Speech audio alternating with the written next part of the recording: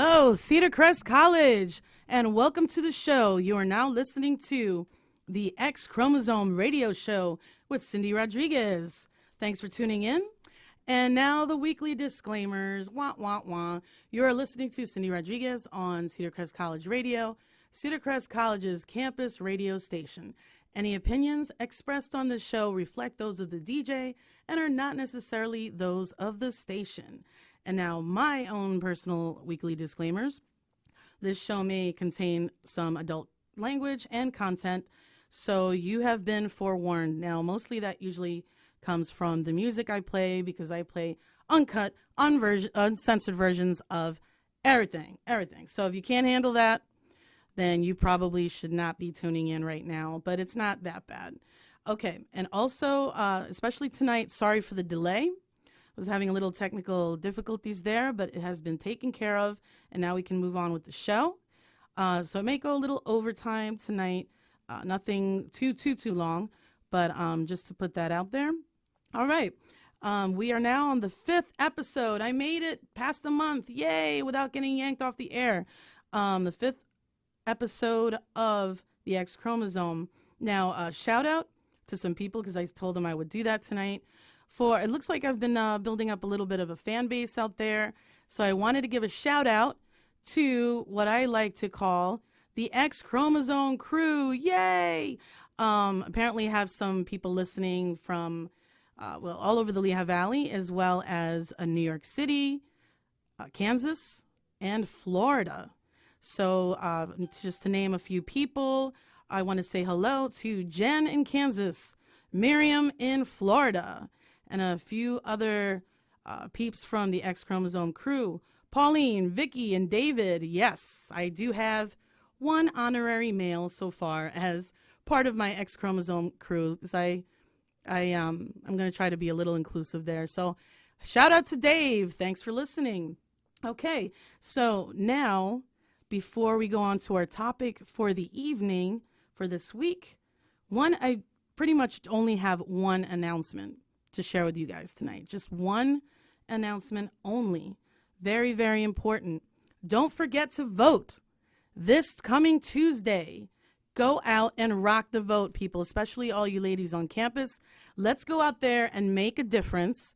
This needs to happen, okay? Before this country becomes any more like the Fourth Reich, we need to go out there and do our duty as American citizens and just try to make things better, because things are just way out of control.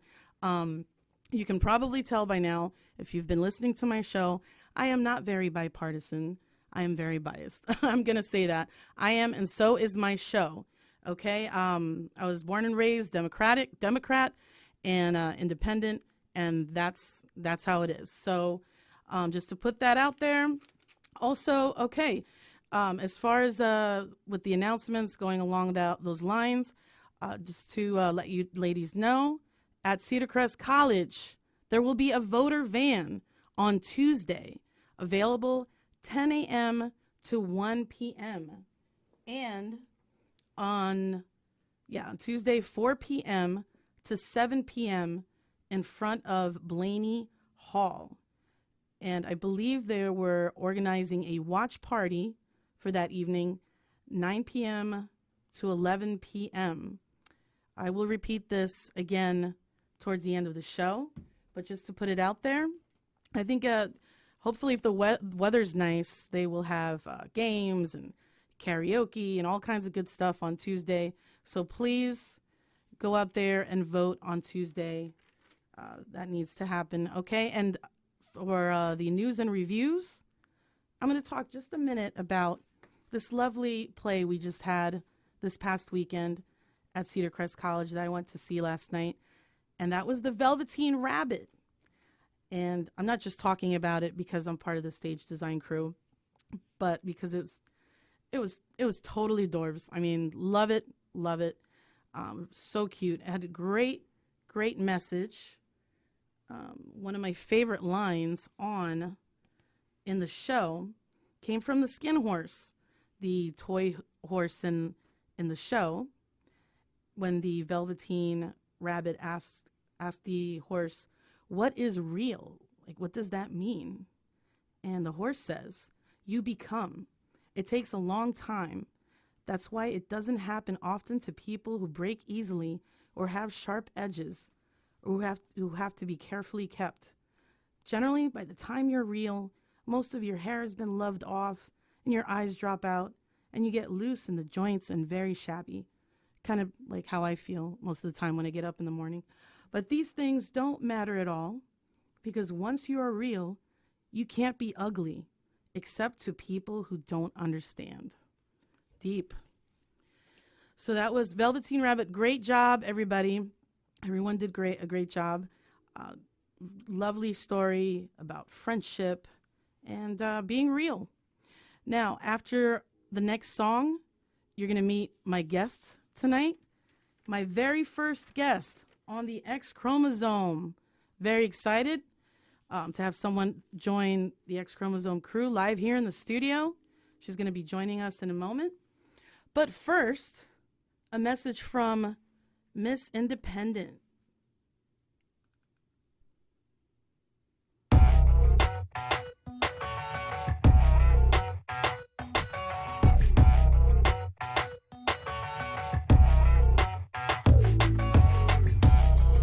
Miss Independent, Miss Self-Sufficient, Miss Keep Your Distance, Miss Unafraid, Miss Out My Way, Miss Don't Let a Man Interfere, no, Miss On Her Own, Miss Almost Grown, Miss Never Let a Man help her off her throne. So by keeping her heart protected, she'd never ever feel rejected. Little Miss Apprehensive said, ooh, she fell in love. What is the feeling taking over? Thinking no one could open the door. Surprise, it's time to feel what's real. What happened to Miss Independent? No longer need to be defensive. Goodbye on you when love is true.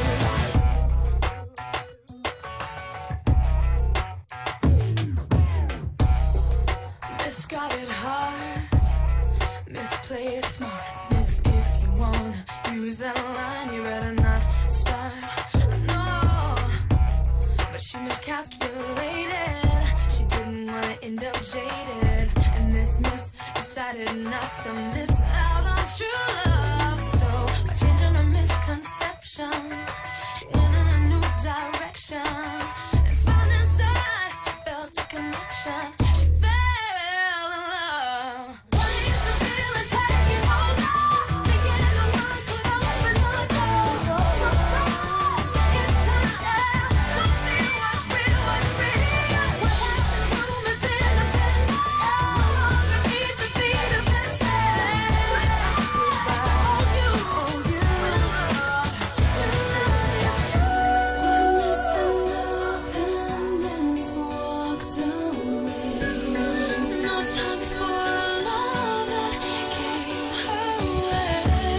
She looked in the mirror and thought, today, what happened to Miss No Longer Afraid? It took some time for her to see how beautiful love could truly be. No more talk of what can that be me? I'm so glad I what is the feeling taking over? Thinking no one could open the door.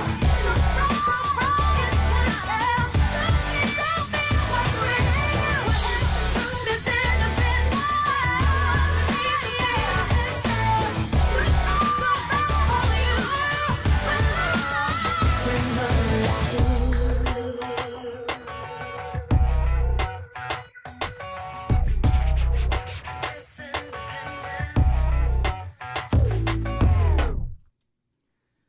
That was Kelly Brianne Clarkson from American Idol fame, American singer, songwriter, Texas native. Interestingly, you've probably heard of her issues with her weight that she's pretty much gotten a lot of shit about in the past few years or so. So she has dealt with some body shaming, fat shaming issues. And for those of you who are not aware yet, I will be bringing that subject up by the end of this month, last episode of this month, the 25th. We will be addressing this issue, body image, particularly on fat shaming and skinny shaming. Yes, that's also a thing. So make sure you tune in to that. I have to say I have a lot of respect for Kelly Clarkson. I read about the one, I don't know if it was Snapchat or Instagram or one of those, that she received from some troll talking about that, you're fat. And her 4-word response that quickly shut up this troll was, and still effing awesome. That's what she said, and that was the end of that. So kudos to Kelly Clarkson. All right. Now, without further ado, I'm going to introduce my fabulous guest for tonight. Very excited. She is formerly of the Banana Factory, one of the very first artists at Banana Factory, the multi-award winning artist, master oil painter. I call her master oil painter. She says she's not, but I know she is. Master oil painter and sole proprietor of the Monterey Gallery in Allentown. I mean, honestly, folks, her bio list, it goes on and on and on. I'd be here all day. She's that awesome. The fabulous ELIZABETH Schlegel. Hello, Anne. Welcome to the X Chromosome. Good evening, Cindy. I'm very happy to be here, and congratulations on your X Chromosome radio show, and also for your 5th show and passing the 1-month mark. Thank you. Thank you. I actually made it without getting called into the principal's office. And very jazzy opening, by the way. I loved your Wonder Woman. Thank you. It's very thank you. Yeah, thank you. Yeah, I hear that a lot. I take that as a good thing. Yeah. So, Anne, just to get right into it, being that this show does have a somewhat feminist slant, to say the least, I wanted to know a few things. And from your perspective, your expertise and everything, your experiences as a female artist over the years, and any discrimination that you have dealt with over the years and how you dealt with that. Can you share that with us tonight, Anne? Well, I'll tell you honestly, Cindy, I personally haven't felt that I was discriminated against. Really, I've worked with a lot of great artists at Banana Factory. I think there were 29 of us, and I really never felt it personally, although I do think other artists in history have felt a lot of sexism, and I hope that we're coming to an age where women are becoming powerful. Like Cindy said, please get out and vote. Yes. On Tuesday, November 6th. 6th, yes. And I'm a super voter. I've not missed an election since, I think, 1986. Wow. So I don't even get robocalls any longer. That's impressive. They've given I up wish on I me. didn't get any robocalls. No, I'm very, very happy voter, and I wear my little sticker proudly and encourage everyone to vote. If anyone is in downtown Allentown, if you need a ride to the polls, please text me, give me a call. I'd be happy to help anybody out. That is fantastic, and I wasn't expecting that. That's great. Thank you for offering. Well, you're welcome. I don't think we can say it enough about Tuesday, how huge this is for people. That people need to go out and vote. Very, very important election. So we will come back and talk a little bit more with Anne. Absolutely. I'll be here. All right. Yeah, she's going to be hanging out tonight during the show. So we are going to talk a little bit, speaking of female artists, one of the biggest, most known artists, female artists of all time, and one of my biggest influences, not just with my art, but with life in general. And I'm talking about the one and only Frida Kahlo. She was a Mexican artist, born in 1907, died in 1954. and she was portrayed by Salma Hayek. Nobody else could have played her in this movie. Fantastic movie. If you haven't seen it, you have to see this movie. I remember seeing it long ago at Civic Theater. It's one of my favorite movies of all time.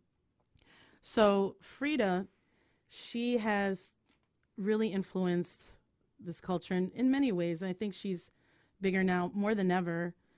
And a lot of it, like I said, it didn't just have to do with her art. She went through a lot. She had polio as a child. Then she was involved in a terrible traffic accident involving a trolley. So that caused her lifelong pain and many operations, which caused her to get addicted to some painkillers and the like. And also, she's also known for her tumultuous marriage with another famous artist named Diego Rivera, who was famous for his mural painting. Both of them were famous for their politics. They were both communists. So this is the thing, though. Her house is now, it's been since 1958, a few years after she died, became a museum, the Blue House. Now, the thing is, with Frida, this is my issue with having Frida so popularized in this culture. The best way I can describe it, I found this excellent article in the online magazine called Dazed. Excellent, and it pretty much describes what's been going on with that, and with a lot of artists, what happens with many artists after they pass away. And this is what it says. Frida Kahlo's commodification has been a quick and brutal one. From socks to macrame wall hangings, you can literally get anything with Kahlo's face printed on it. This in itself isn't necessarily a problem. In fact, it's to be expected. Much like Vincent van Gogh and Pablo Picasso, Kahlo has gained a kind of sainthood that usually takes place after an artist's death. It's natural for people to want to have a piece of these visionaries gone too soon. But unlike male artists, her commodification has taken a strange turn. While Van Gogh is revered for his misunderstood genius and Picasso for his innovation, Kahlo seems stuck with being praised for wearing a bold lip and not shaving. Surface-level reverence proves dangerous in a time where, quote, girl power is so obviously being used as a marketing tool at some points, sometimes.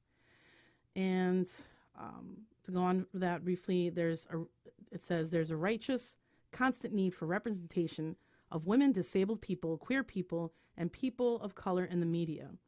While representation for minority groups is fast on the rise, it is still heavily lacking, so much so that you end up feeling like you have to take what you can get.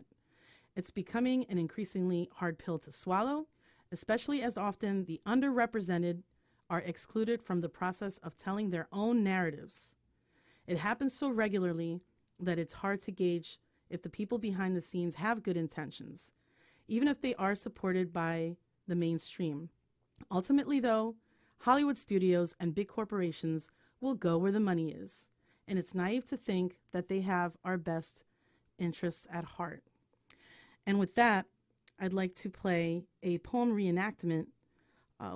She was also a poet, Frida, and I would like to play that for you, followed by a lovely song, and I'll talk about the musician right after that. So this is Frida.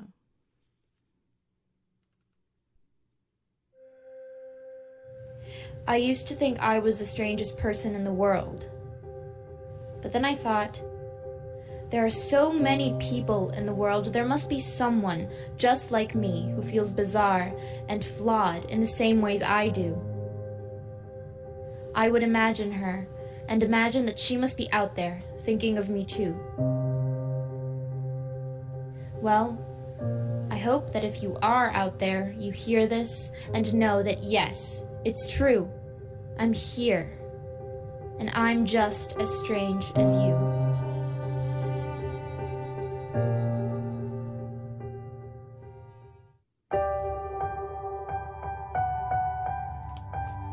Like a small boat on the ocean, sending big waves into motion, like how a single word can make a heart open.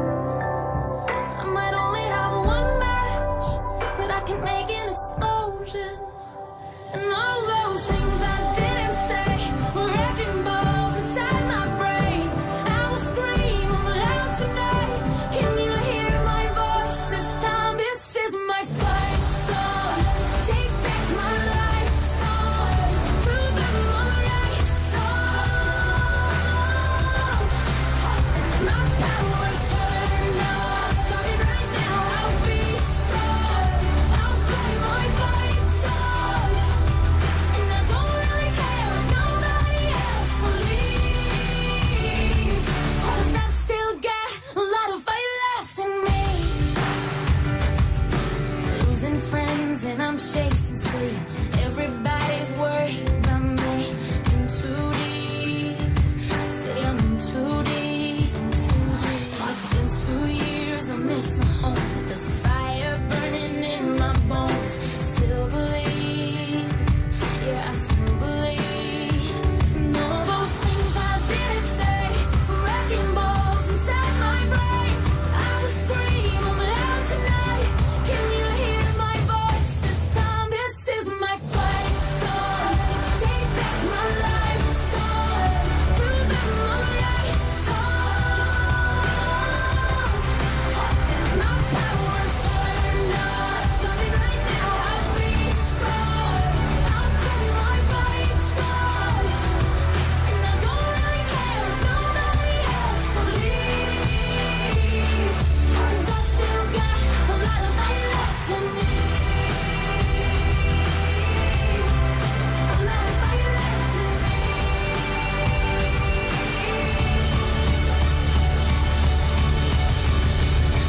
Like a small boat on the ocean, sending big waves into motion, like how a single word can make a heart open. I might only have one match, but I can make an explosion. This is my fight song. Take back my life song. Prove I'm alright song. My power's turned on. Starting right now. I'll be strong. I'll play my fight song. And I don't really care if nobody else believes, 'cause I've still got a lot of fight left in me. No, I've still got a lot of fight left in me. Okay, that was Rachel Platten, the fight song, Hillary's song, the one who should be our rightful president. Yes, I said it. I said it on the air. Okay, now I'm going to bring back my lovely guest, Anne Schlegel, and we're going to talk about something totally, well, kind of off topic, but not. Art and music, because music is part of the arts, of course. So just to get into that for a minute, Anne and I happen to be jazz fans, jazz enthusiasts. And I actually am a jazz singer myself. I've done a few festivals over the years. And actually, I got into jazz singing because of Anne. So I thought it would be a little fun to talk about that. And yeah, you want to share that a little bit of that experience with our audience tonight, Anne, how that got started at your old studio? I remember it exactly. Studio 606. Cynthia Rodriguez came to visit, and I was playing Nicole Henry, a great friend of ours who we saw here in concert at PPL Center, who, as Nicole Henry even sang happy birthday to Cindy. It was her birthday, and we all had a slumber party at the Renaissance Hotel. We brought coolers, and it was mayhem and fun and was really wonderful. But so I was playing Nicole Henry. Cindy Rodriguez comes in. We had maybe a glass of wine. Or I think 5. And she said, "What is this? I really love this." And I said, "This is jazz. This is my friend Nicole Henry." And I believe that's when we started together. I would play. I have a baby grand piano, and Cindy would sing, and then you got involved with the Naz Jazz. Yes. I remember we were just playing around in your studio, and I started singing. You didn't even know I sang. I did not know you, and I was. Wait till you hear this woman sing. Oh, beautiful! And then even her choir came, Yes. and sang in my studio, and I painted the Barack Obama portrait, listening to her choir. That was an awesome day. It was an awesome day. Yeah. So ever since then, I've been hooked on singing. I mostly sing jazz and gospel. I was singing a lot of gospel and Christian music because of my church, but I got into the jazz because of you. The jazz singing. That's my pleasure. Yeah, that was fantastic. And also, we are big Nicole groupies. We are. Huge. Where are we? The Dimettes? The Dimettes. We're the Dimettes. Nicole is a Dimette. Yes. Actually, Cindy even drove Dexter, her truck, with Annette and myself all the way up. Lincoln's. Wait, no. Blue Note, It was the Blue Note. It was the Blue Note. The number one jazz club in the world. We had a great time. Yes. That was awesome. I love that. We Blue sat Note right martini. in front of Nicole Henry, and you're like, "Oh my God, I love her." It's like, I know, she's awesome.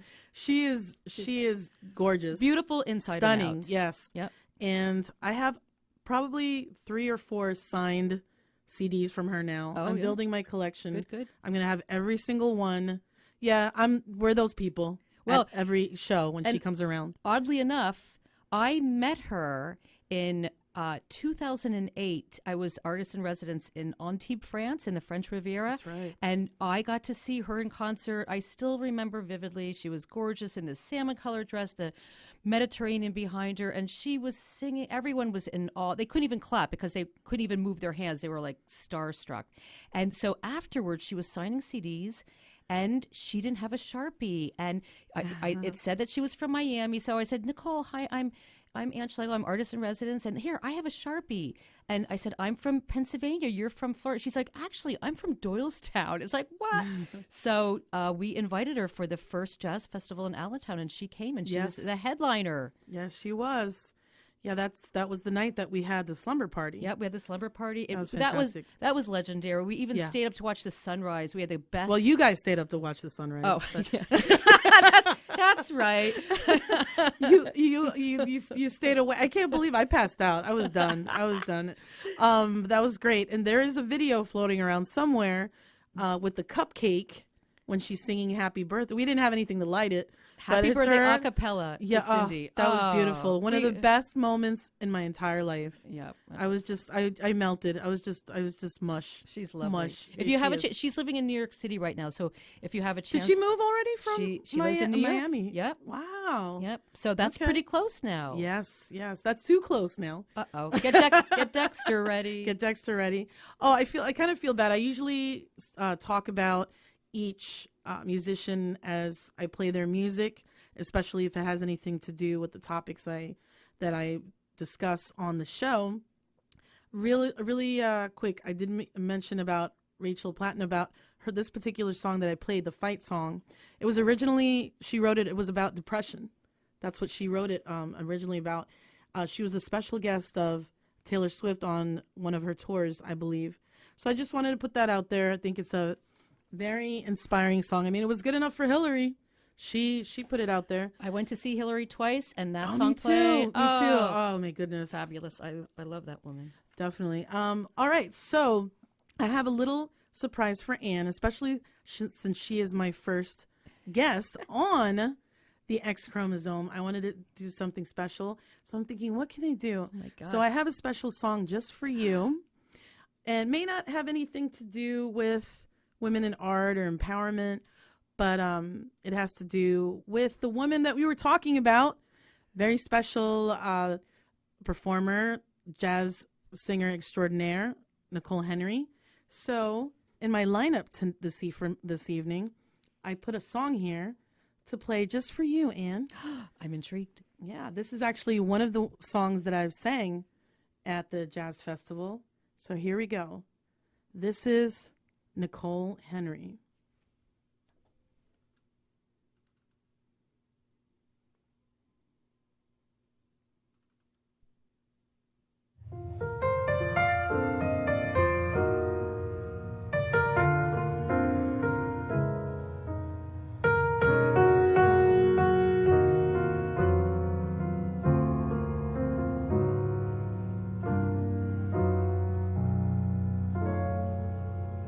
It's not the pale moon that excites me, that thrills and delights me. Oh no, it's just the nearness of you.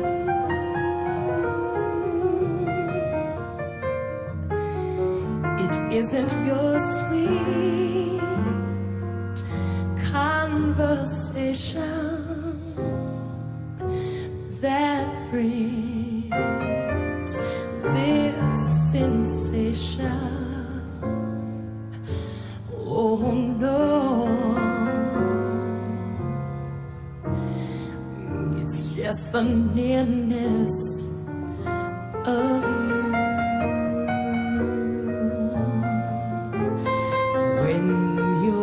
In my arms, and I feel you so close to me. All my wildest dreams come true.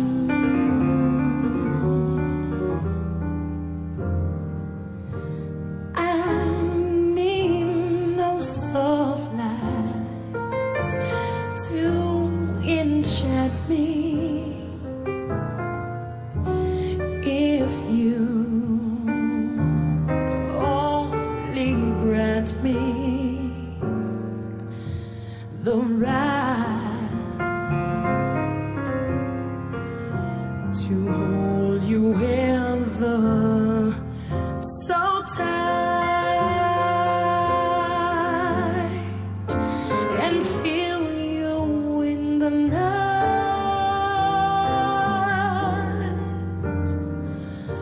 the nearness of you.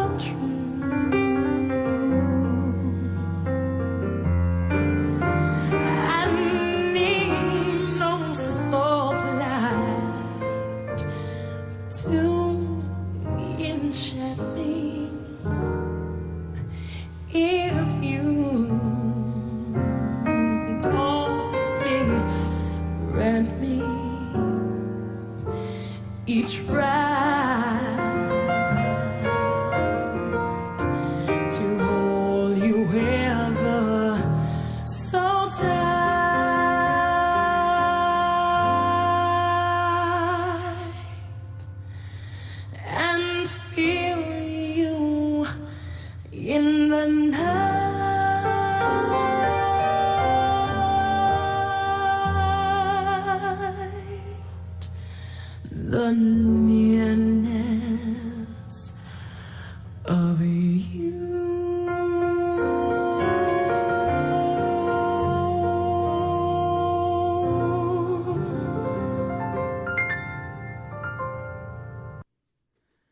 That was Nicole Henry. The Nearness of You, the fabulous Nicole Henry. We'll be doing a separate episode at some point, probably next fall, on women and music. So that was American jazz singer, a recipient of the 2013 Soul Train Music Award for Best Traditional Jazz Performance. She is my absolute favorite, most favorite contemporary jazz artist right now. Born and raised in Philadelphia. Yes. I almost want to sing the Fresh Prince in Bel-Air song, but I'm not going to do it. So, yeah. So, Philadelphia, PA. She was living in Miami for quite a while. And now, I just found out today. I knew she was coming back to New York City. I just didn't know when. So, apparently, she is back in New York City. And that's Nicole Henry. What do you think about that, fellow groupie? Well, that was extremely touching, a great surprise. Thank you so much for that. One of my favorite Nicole Henry songs. And she also has her CD with that name, The Nearness of You. Yes, beautiful. she does. It's hot pink, her on the cover. Yes. She's lovely, beautiful. Look her up. I'm sure she's going to have upcoming dates in New York City. We should all take a bus. Yes. Go see her. That sounds good. Maybe we can get one here in the front of Blaney Hall, get one of our vans and take a trip. That'd be fun. So, yes, that was Nicole Henry. And now, moving on again to art, I want to share a little bit with you guys about an activist group that's been around for a very long time, since 1985, from my hometown, New York City. The Guerrilla Girls, an anonymous group of feminist female artists devoted to fighting sexism and racism within the art world. Yes, fun fact, not that I'm not being very anonymous at the moment, but I've been a solitary practitioner for a very long time, Guerrilla Girl. I really don't know where my mask is at the moment, but I've been doing that for a long time, the whole culture jamming thing. They've done lectures. I've seen them in panels, shows. They focus on all kinds of issues regarding women and all kinds of minorities in the art world. And yes, I do know, for those of you familiar with the group, that they have had their share of controversy within the group. But I feel, and they are now featured, a lot of their posters and everything, they are featured in a lot of the museums that they have fought in the past. So people calling them sellout and everything. I can totally understand that. But honestly, I feel overall that they have made a huge contribution in art activism over the years. And you got to give credit where it's due. And I still respect them for that. I've actually put out a lot of stickers. They say culture jamming. If you do really want to Google that if you don't know what that is. A lot of posters, books, billboards that they've made addressing these issues. A couple of my personal favorites. I'll share one now and then one after our next song. One of my personal favorites of the posters of the infamous Guerrilla Girls is Top 10 Signs That You Are an Art World Token. Here we go. I feel like David Letterman. Okay, number 10. Your busiest months are February, Black History Month, March, Women's History Month, or in April, Asian American Awareness, or June, of course, Stonewall Anniversary, and September, Latino Heritage. Number 9. At openings and parties, the only other people of color are serving drinks. Number 8. Everyone knows your race, gender, and sexual orientation, even when they don't know your work. Number 7, a museum that won't show your work gives you a prominent place in its lecture series. Number 6, your last show got a lot of publicity, but no cash. I can totally relate to that one. Number 5, you're a finalist for a non-tenure track teaching position at every art school on the East Coast. Number 4, No collector ever buys more than one of your pieces. Number 3, whenever you open your mouth, it's assumed that you speak for, quote, your people, not just yourself. Number 2, everyone is always telling you their interracial and gay sexual fantasies. And number 1, a curator who never gave you the time of day before calls you right after a Guerrilla Girls demonstration. And now, a message from the Guerrilla Girls. This was regarding one of the big exhibits at a museum. Well, in 1984, the Museum of Modern Art reopened after a renovation with an exhibition that was entitled An International Survey of Painting and Sculpture. And out of close to 200 artists, fewer than 17 were women, and there were almost no artists of color. And it was a little annoying because the curator of the show said in the press, this was Kiniston McShine, that anyone who was not included in his show should rethink his career. And just his use of that pronoun, rethink his career, struck us. And we just pushed away at that. I think there was the general assumption at the time that if there were no women or artists of color in the mainstream art history books, it meant that their work did not rise to the quality necessary. Well, we knew that wasn't true. We knew that history is a richer story than that, and that you cannot tell the story of our culture without the voices of everyone in the culture. Otherwise, it's not history, it's just the history of the powerful.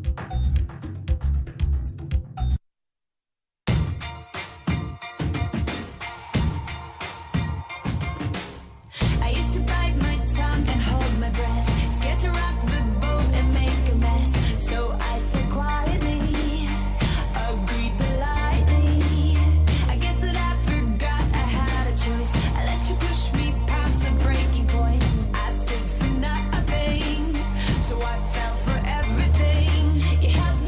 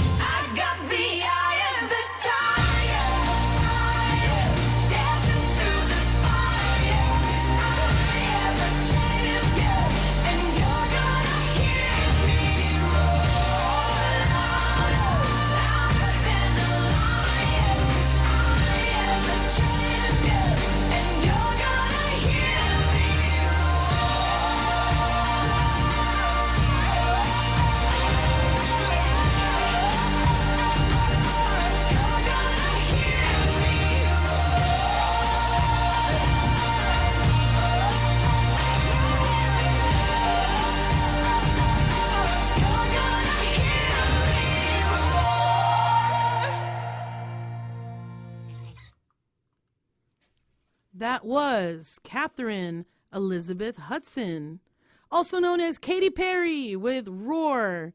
Another Hillary song. Yeah, that's right. So as an American singer, songwriter, and TV personality, and also philanthropist, which I didn't really know about that. She is an activist in her own right. And speaking of that, going to my second and last list for tonight from the Guerrilla Girls, my second favorite list from them, which is called The Advantages of Being a Woman Artist. Yay! Here we go. Advantages of being a woman artist. Working without the pressure of success. Not having to be in shows with men. Having an escape from the art world in your 4 freelance jobs. That would be me. Knowing your career might pick up after you're 80. Being reassured that whatever kind of art you make, it will be labeled feminine. Not being stuck in a tenured teaching position. Seeing your ideas live on in the work of others. Having the opportunity to choose between career and motherhood. Not having to choke on those big cigars or paint in those Italian suits. Having more time to work after your mate dumps you for someone younger. Being included in revised versions of art history. Not having to undergo the embarrassment of being called a genius. And last but not least, getting your picture in the art magazines wearing a gorilla suit. Yes, there we go. The list of the advantages of being a woman artist. Good stuff. Okay, now speaking of activism, we're going to bring back Anne to join us for this conversation. And that's my question for you tonight, Anne. My next question. How can art, especially coming from a female artist, how can we make a difference? How can we make a difference? And why should we? Why should we even bother? Well, for me, I don't really do a lot of activism artwork per se. I did at one point, and Cindy was actually part of this, and Cindy and I do go back a few decades, I would say, Yes, right? yeah. So I am a big Hillary fan, of course, and my sister Karen and I, we would take trips. We went to see Barack Obama at the Philadelphia Museum of Art. We saw Michelle Obama speak at LaSalle University. We traveled to Scranton to see Hillary and Joe Biden, and we were part of the 40,000 at Independence Hall 2 nights before November 8th. It was incredible. We were beaming. We knew this was going to be, shattering that glass ceiling. Yes. And so when things did not go in that direction, thank you, Electoral College, that's the college I don't want to attend. That's right. That's right. You heard it here. Boom. Yep, you do. Can I just do a little segue? I do want to say this is my fondness and attachment to Cedar Crest College. My grandmother, Mary Hecker Schlegel, was born in 1899. She got her degree at Cedar Crest College. Nice. Yep. Cedar Crest women. And my beautiful, inside and out, beautiful niece, Elizabeth Ortiz, is a professor of communications here at Cedar Crest College. And I will tell you this. She always says to me, I love my students. Aww. She's a great girl, a great teacher. We adore her and love her. We're so happy that we have her in our family, and I'm sure that every student who has her appreciates the good fortune that they had, along with all the other great teachers of Cedar Crest College. I really need to take her class. You totally do. Oh my God, she's beloved by her students. But so my activism role was Cindy Rodriguez and my sister Karen and I signed up on one of the 7 buses leaving from El Tri-C. I think we arrived at 4:30 in the morning. It was very early. It was very, very early. Cindy did fall asleep on the bus. I was like, so excited. And the bus took us all the way down to RFK Stadium, where with how many people, Cindy, were at the women's? Gosh. This was the Women's March the day after the inauguration. Yes. And it was powerful. And I just want to say this: it was not anti-president. Solely, that was not the focus. The focus really was togetherness and empowerment and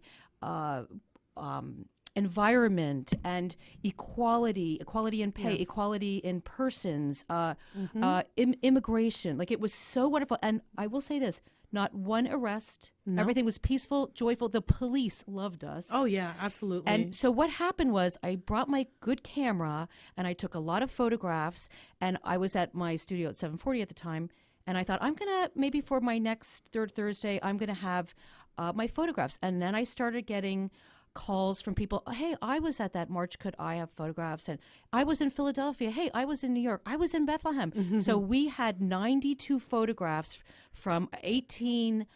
They were just not photographers, but they had awesome photographs. And I blew all of them up to 11 by 17 in black and white. We had 300 people come to that, including Jamie Balliet, who is one of the, I think her title is VP of State Theater. My friend Marilyn Fox, she's the director of the Freiberger Gallery, Penn State Berks. She told me, she came with a bunch of people from Kutztown, and she said it was the most powerful exhibition that she has seen in 10 years. It was so moving. So my association with activism is kind of documenting and being able to show it at my gallery, which is now the Monterey 817 West Linden Street, which I will, the next year after the one in Washington, my sister Karen and I took the bus to New York City. It was fabulous just walking with these powerful women and men and children and pets, hundreds and hundreds of thousands of people who I know are going to be in force on Tuesday at the polls. Yes, definitely. Thank you for bringing up the whole, the focus, the true focus of the march last year was, because I feel like a lot of critics of the march forget that was the focus of it, saying, oh, anti-Trump, anti-this and that. But that's what it really was all about. And if they were there, they would know that. It was empowerment. It was togetherness. It was, I do not regret getting up at 2:00 in the morning to get that bus, and it was a wonderful day. That was one of the best days of my life. Oh, me too. And I hope that to go to every remember, they had people from like all continents marching and holding, like Antarctica, like those 13 women like holding up their signs, and people from like the backwoods in Canada, like 5 of them marching and laughing, and that was on YouTube. It was incredible. It was amazing. And we got a few fun videos from there as well. Yep. That we had posted, and I was lucky enough to also have my own show at L-Tri-C last spring, that my art professor at the time, our advisor from our art club, encouraged me to do that. So I'm very, there's a whole story behind that too. I'm not going to get into that right now, but it was very powerful as well, and I'm glad I did. I'm glad I did that. But thank you for sharing on that. Now, going along that activist discussion here, I want to briefly talk about another famous female feminist, activist, American artist, and educator. This one's actually still alive, folks, as far as I know. She is, I believe, 79 years old, and she is famous for her mainly her art installation work, one in particular at the Brooklyn Museum of Art called Dinner Party.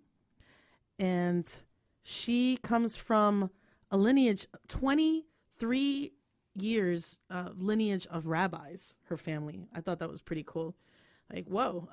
She's from Illinois, and she played a huge role in art history, in women's art history and culture. Around the 1970s, she founded the first feminist art program in the United States, a mixed media place called Woman House.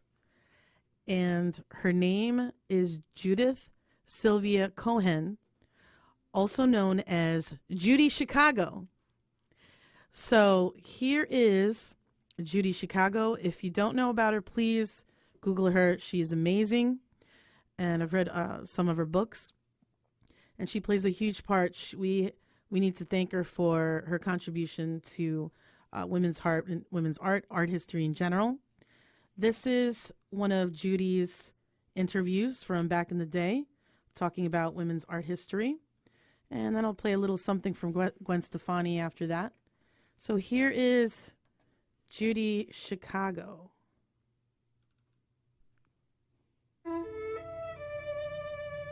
One thing I learned from my studies of history was that even though women achieved, those achievements would be erased the next decade, the next generation. I wanted to challenge that process, to end that process, to honor those achievements, and to introduce them into the society through a work of art that would symbolize our heritage so that those achievements could never be erased from history again.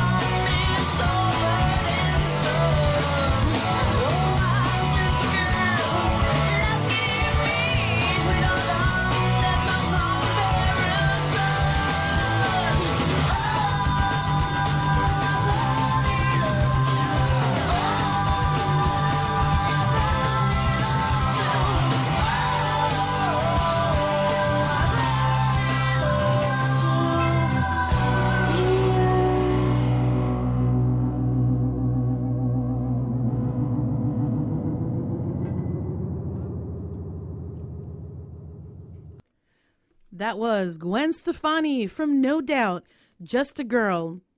And what she said about that song was it was from the perspective of a life as a woman and her struggles with having strict parents. Hashtag the struggle is real, people. She's now, I believe she has a show in Vegas now that runs until March 2019. So if you would like to catch her sometime, go check it out. Vegas, baby, Vegas. Go check out her show in Las Vegas. Like they say, what happens in Vegas stays in Vegas unless it's an STD. But we won't get into that. All right. Now, for our next question for our lovely guest tonight, for Anne Schlegel, I wanted to know, get her opinion on something, get some advice on what type of advice would you give, Anne, to up-and-coming artists, especially to the ladies on campus here at Cedar Crest? What would you tell them? Well, what I would say is, like Cindy does, get involved. And maybe get involved in something that you might not feel so comfortable with, and it might work to your advantage that, wow, you discovered a new area that maybe you would have not discovered if you have not been a little brave. Be creative, work diligently, find your passion, read. You have a wonderful library. Experiment in various mediums if possible. Like, look at Cindy here. Of course, she's an artist. She's a singer. Now she's a DJ. She's a radio talk show host. And she's going to be traveling. I don't know if you know this, but she's going to go to Barcelona next semester. So traveling, cooking, live your life as an artist. What I did was step by step. I wanted to promote my art myself. I didn't want it to be in the hands of somebody else, to constantly be paying somebody in artwork or in money. So I did go to school for graphic design so I could design my own posters, my own cards, and then also do the posters and postcards for visiting artists at my studios. And so that really helped me a lot. And I liked the fact of being a painter, and then I could go home to my apartment and then be a graphic designer. And I started a blog. Of course, Facebook is people always say, oh, you should be on Snapchat, and which I haven't yet, but I probably will look into that. But I would just say, like, you're in college and you have so many resources here. So like I looked at Cindy, all the clubs she's in, and I thought, oh my God, if she had a yearbook page, she'd need like 2 pages for all the groups and things that she's in. So you have it all at your fingertips right now. I would say take it by the reins and do the best you can. And this is a great time in your life, and take advantage of every opportunity that you can. Yes. Snap, snap, snap. You heard it here at X Chromosome. Awesome advice from Anne. Thank you for that. Okay. And now getting back to our lovely Judy Chicago. She really was ahead of her time, Judy. Back even before Vagina Monologues, say, existed, she was already talking about it, because people have always had a problem with it, and still do, talking about the female genitalia. Judy had no qualms about it at all, and actually wrote short plays about it and performed it at the Women House I was talking about earlier. She wanted to put it out there, especially one word in particular that's had its own evolution. They've made a book about it. With Judy, she makes it a declaration of independence. And this word that has it's very heavy, and a lot of people would consider, even women consider vulgar, but she really transformed it, and it's come a long way. And that's cunt, C-U-N-T. One of my favorite Vagina Monologues actually talks about that. So a great little audio clip with Judy talking about this. And when she puts it in this context, it's just beautiful. It's beautiful. So I'm going to play that for you guys, and another song. So here we go. Judy Chicago on Cons. Here we go. What is cunt? We have definitions of ourselves by men. Cunt is passive. Cunt is receptacle. Cunt is vessel. Cunt is giver of all rewards and blessings. Mother. Cunt is evil, demonic, will swallow you up. But those are all projections, fantasy projections. But what we have to do is we have to seize our own cunt, grasp it firmly in our hand, and proceed to announce what it is. Announce that it's real, that it's alive, that it's aggressive, that it's outgoing, that it's that it looks like this, that it needs this, that it has this kind of dimension. And what does that mean? That means to really take control over our own identity as women. And our cunts are symbolic of our identity as women. When people say,